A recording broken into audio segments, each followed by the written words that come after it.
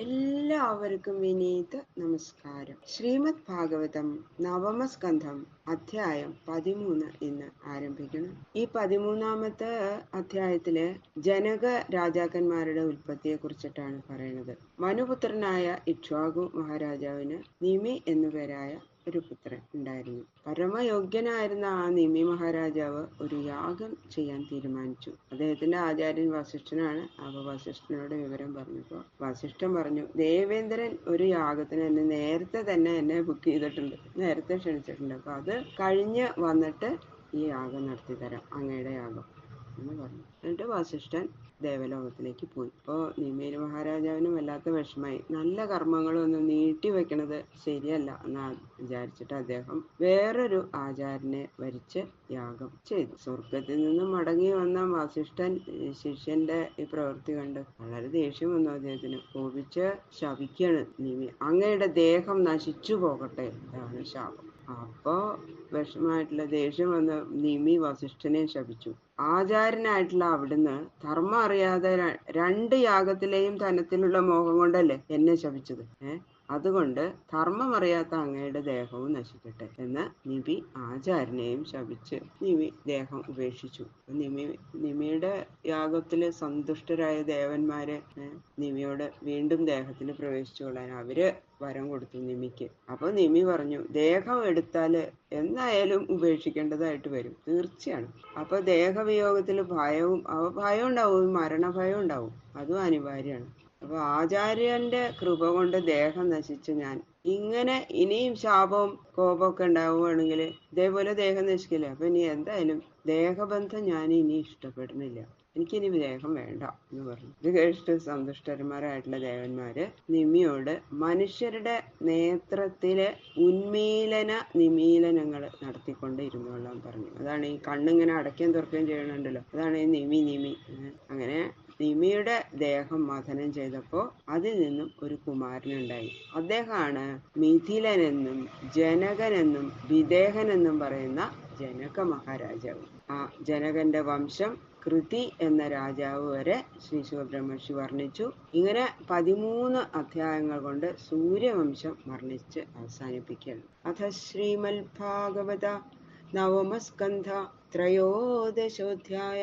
ശുക്ലാം വരധരം വിഷ്ണും ശശിവർണം ചതുർഭുജം പ്രസന്നവദനം ധ്യായേൽ സർവവിഘ്നോപശാന്തയേ. ഗുരവേ സർവലോകാനാം ഭിഷജേ ഭവരോഗിണാം നിധയേ സർവവിദ്യാനാം ദക്ഷിണാമൂർത്തയേ നമഃ. കോമളം കൂജയൻ വേണും ശ്യാമളോയം കുമാരക വേദവേദ്യം പരം ബ്രഹ്മ ഭാസതാം പുരതോ മമ. സരസ്വതി നമസ്തുഭ്യം വരദേ കാമരൂപിണി വിദ്യാരംഭം കരിഷ്യാമി സിദ്ധിർഭവതു മേ സദാ. യോऽन्तः പ്രവിശ്യ മമ വാചമിമാം പ്രസുപ്താം സഞ്ജീവയത്യഖിലശക്തിധരസ്വധാംന. അന്യാംശ്ച ഹസ്തചരണശ്രവണത്വഗാദീൻ പ്രാണാൻ നമോ ഭഗവതേ പുരുഷായ തുഭ്യം നമഃ. ഓം നമോ ഭഗവതേ വാസുദേവായ. ഓം നമോ ഭഗവതേ വാസുദേവായ. ഓം നമോ ഭഗവതേ വാസുദേവായ. ഓം നമോ ഭഗവതേ വാസുദേവായ. ശ്രീ ശുക ഉവാച. നിമി ഇക്ഷ്വാകുതനയോ വസിഷ്ഠം ആവൃത പൃഥ്വിജം ആരഭ്യ സത്രം സോപ്യാഹ ശക്രേണ പ്രാകൃതോസ്മി ഭോ. ഇക്ഷ്വാകുതനയ നിമി, ഇക്ഷ്വാകുപുത്രനായ നിമി സത്രം ആരംഭിച്ചിട്ട് വസിഷ്ഠനെ ഋത്വിജം അവൃത, ഋത്വിക്കായിട്ട് വരിച്ചു. ഭോ, ഹേ നിമേ, അഹം ശക്രേണ, ഞാൻ ശക്രനാൽ പ്രാഗ്വൃത അസ്മി, മുമ്പ് വരിക്കപ്പെട്ടിരിക്കുന്നു എന്ന് സ അപി ആഹ, അദ്ദേഹം പറയുകയും ചെയ്തു. ശ്രീ ശിവബ്രഹ്മർഷി പറയാണ്, ഇക്ഷ്വാകുപുത്രനായ നിമി ഒരു സത്രം ആരംഭിച്ചു. വസിഷ്ഠ മുനിയോട് അങ്ങ് എന്റെ സത്രത്തില് ഋത്വിക്കായിട്ടിരിക്കണം എന്ന് അപേക്ഷിച്ചു. അപ്പൊ വസിഷ്ഠ മഹർഷി പറഞ്ഞു, ഹേ നിമേ, ഇതിനു മുമ്പ് തന്നെ ഇന്ദ്രൻ എന്നെ ക്ഷണിച്ചിരിക്കണം, അതുകൊണ്ട് എന്ന് വസിഷ്ഠൻ പറഞ്ഞു. തം നിവർത്യാഗമിഷ്യാമി താവന്മാം പ്രതിപാലയ തൂഷ്ണീമാസിൽ ഗൃഹപതി സോപീന്ദ്രസ്യാകരോന്മുഖം. തം നിവർത്തിയ, അതിനെ നിവർത്തിച്ചിട്ട്, ആഗമിഷ്യാമി, ആഗമിക്കുന്നു, താവത് മാം പ്രതിപാലയ, അതുവരെ എന്നെ കാത്തിരിക്കുക, ഗൃഹപതി നിമി തൂഷ്ണീമാസിൽ, മിണ്ടാതിരുന്നു, സ അഭി, അദ്ദേഹവും, ഇന്ദ്രസ്യ മഖം അകരം, ഇന്ദ്രന്റെ യാഗത്തെ നടത്തി. ഇന്ദ്രന്റെ ആ യാഗം നടത്തി കൊടുത്തതിന് ശേഷം ഞാൻ വരാം, അതുവരെ അങ്ങ് എന്നെ കാത്തിരിക്കണം കേട്ടോ എന്ന് വസിഷ്ഠൻ പറഞ്ഞപ്പോ രാജാവ് മറുപടി ഒന്നും പറയാതിരുന്നു. രാജാവിന് അതൊട്ടും ഇഷ്ടപ്പെട്ടില്ല. അതിനു മുമ്പ് തന്നെ യാഗം നടത്തണമെന്ന് അദ്ദേഹം തീരുമാനിച്ചു. അതാണ് വസിഷ്ഠൻ ഇന്ദ്രന്റെ യാഗം നടത്തി കൊടുക്കുകയും ചെയ്തു. നിമിശ്ചലമിതം വിദ്വാൻ സത്രമാരഭതാത്മവാൻ ഋത്വിഗ്ഭി അപരൈതാവൻ നാഗമൽ യാവതാ ഗുരു. ആത്മവാൻ, ആത്മജ്ഞാനിയായ നിമി, ഇതം ചലം വിദ്വാൻ, ഇത് ചഞ്ചലം എന്നറിഞ്ഞവനായിട്ട്, യാവതാ ഗുരു ന ആഗമൽ, എത്ര കാലം കൊണ്ട് ഗുരു ആഗമിച്ചില്ലയോ, താവത്, അത്ര കാലം, അവരെ ഋത്വിഗ്ഭി, അന്യന്മാരായ ഋത്വിക്കുകളെ കൊണ്ട് സത്രം ആരഭത, സത്രം ആരംഭിച്ചു. ഈ ജീവിതം ചഞ്ചലമയമാണ്. അതുകൊണ്ട് ധർമ്മം നടത്താൻ വേണ്ടി കാലവിളംബം വരുത്തുന്നത് യുക്തമല്ല. അതൊക്കെ വേണ്ട സമയത്ത് നടക്കണം, ഇനിയും വൈകിക്കാൻ പാടില്ല. ഇതൊക്കെ അത്രയും ക്ഷണികമല്ലേ ജീവിതം. അങ്ങനെയാണ് അദ്ദേഹം ചിന്തിച്ചത്. അങ്ങനെ ആത്മജ്ഞാനിയും വിദ്വാനുമായ നിമി നിശ്ചയിച്ചതുകൊണ്ട് ഗുരു മടങ്ങി വരുന്നതിന് മുമ്പ് തന്നെ വേറെ ഋതുക്കുകളെ കൊണ്ട് സത്രം ആരംഭിച്ചു. ശിഷ്യവ്യതിക്രമം വീക്ഷ്യ നിർവർത്തിയ ഗുരുരാഗത അശപൽ പദതാൽ ദേഹോ നിമേ പണ്ഡിതമാനിന. നിർവർത്തിയ, നിവർത്തിച്ചിട്ട്, ആഗത, ഗുരു, ആഗമിച്ച ഗുരു, ശിഷ്യ വ്യതിക്രമം, ശിഷ്യൻ അതിക്രമിച്ചതിനെ വീക്ഷ്യ, കണ്ടിട്ട്, പണ്ഡിതമാനിന നിമേ, പണ്ഡിതൻ എന്ന് അഭിമാനിക്കുന്ന നിമിയുടെ ദേഹ, ശരീരം, പദതാൽ, പതിക്കട്ടെ എന്ന് അശപൽ ശപിച്ചു.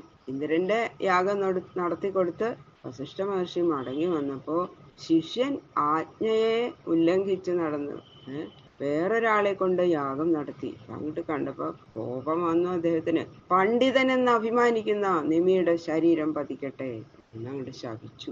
നിമി പ്രതിദദൗ ശാപം ഗുരവേ അധർമ്മവർത്തിനെ തവാപി പദതാൽ ദേഹോ ലോഭാൽ ധർമ്മം അജാനത.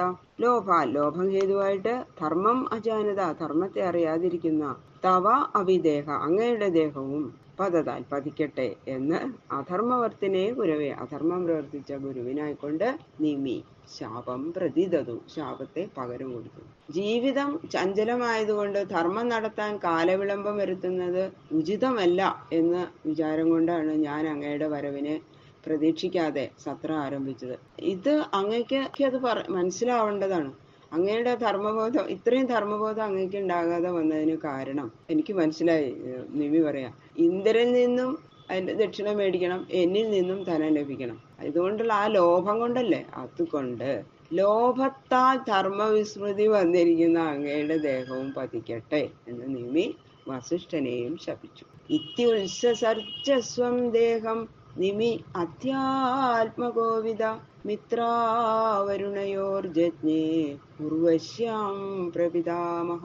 ആധ്യാത്മക കോവിദ, ആത്മജ്ഞാനത്തിൽ സമർത്ഥനായ നിമി സ്വം ദേഹം, നിമി സ്വം ദേഹത്തെ ഇതി ഉത്സർജ, ഇപ്രകാരം ഉപേക്ഷിച്ചു. പ്രപിതാമഹ, ഞങ്ങളുടെ പ്രപിതാമഹൻ, മിത്രാവരുണയോഹോ, മിത്രാവരുണന്മാരിൽ നിന്ന്, ഉർവശ്യാം, ഉർവശിയിൽ ജജ്ഞേ, ജനിച്ചു. ഇങ്ങനെ ആത്മവിജ്ഞാനികളിൽ വെച്ച് സമർത്ഥനായ നിമി തന്റെ ശരീരത്തെ നിഷ്പ്രയാസം ഉപേക്ഷിച്ചു. അദ്ദേഹത്തിനൊരു ദുഃഖമൊന്നും ഉണ്ടായില്ല. അതാണ് ഞങ്ങളുടെ പ്രപിതാമഹനായ വസിഷ്ഠൻ മിത്രാവരുണന്മാരുടെ രേതസ്സിൽ നിന്ന് ഉർവശിയിൽ ജനിച്ചു. ശ്രീ ശിവബ്രഹ്മർഷി പറയാണ്, ഞങ്ങളുടെ പ്രപിതാമഹനായ വസിഷ്ഠൻ മിത്രാവരുണന്മാരുടെ രേതസ്സിൽ നിന്ന് ഉർവശിയിൽ ജനിച്ചു. ഉർവശി ദർശനത്താൽ സ്ഖലിച്ച രേതസ്സിനെ കുംഭത്തിൽ നിക്ഷേപിച്ചു. അതിൽ നിന്നാണ് ജനിച്ചത്. അതാണ് ഉർവശിയിൽ ജനിച്ചത് എന്ന് പറഞ്ഞത്. രേതസ്ഖലന കാരണഭൂതയായത് ഉർവശിയാണല്ലോ. അപ്പൊ അതുകൊണ്ട് ഉർവശി ജനിച്ചു എന്ന് പറഞ്ഞതാണ്. അതാണ് മനസ്സിലാക്കേണ്ടത്. അങ്ങനെ വസിഷ്ഠപുത്രൻ ശക്തി മഹർഷി, അദ്ദേഹത്തിന്റെ പുത്രൻ പരാശരൻ, പരാശരന്റെ പുത്രൻ വ്യാസൻ, വ്യാസന്റെ പുത്രൻ ശുഗൻ. അതുകൊണ്ടാണ് വസിഷ്ഠനെ പ്രപിതാമഹൻ എന്ന് ശുഗൻ പറഞ്ഞത്. ബാക്കിയുള്ള ശ്ലോകങ്ങൾ നാളെ നോക്കാം. സർവത്ര ഗോവിന്ദ നാമ സങ്കീർത്തനം, ഗോവിന്ദ